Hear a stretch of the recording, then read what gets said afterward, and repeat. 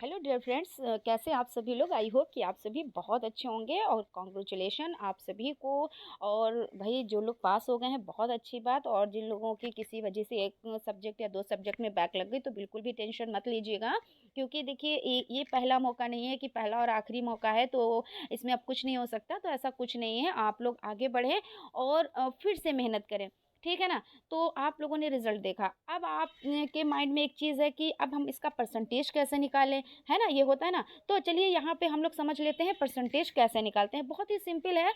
और चलिए यहाँ पे देख लेते हैं। तो सबसे पहले क्या करेंगे, जो आपकी ये रेड लाइंस हैं, ये नंबर्स जो हो जाते हैं इनको सबको कर देते हैं कट, इनसे कोई मतलब नहीं होता है, ठीक है। अब जो आपके राइट हैंड है ना, राइट हैंड की तरफ से जो ये फर्स्ट लाइन है जिसमें ए इस तरह से लिखे हुए हैं, ये लाइन इससे नहीं। अब ये जो सेकेंड लाइन है, ठीक है, इसके नंबर्स आपको जोड़ लेने हैं, और जो ये फोर्थ लाइन है इसके नंबर्स आपको क्या करने हैं, जोड़ लेने हैं, ठीक है।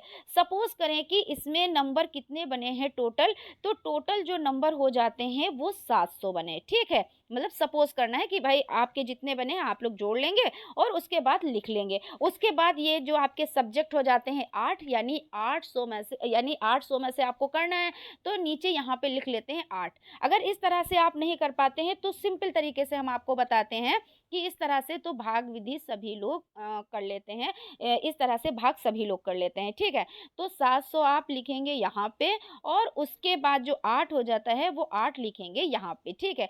अब आप क्या करेंगे, 8 अट्ठाई 64, ठीक है, 8 अट्ठाई 64 और 8 नवा 72 हो जाएगा। तो 8 अट्ठाई 64 हो जाएगा, यहाँ पे हम 64 लिख लेंगे। उसके बाद क्या करेंगे, यहाँ पे 0 है तो इससे 1 ले लेंगे तो 10 हो जाएगा। 10 में से 4 जाते हैं तो कितना बचता है, 6 बचते हैं।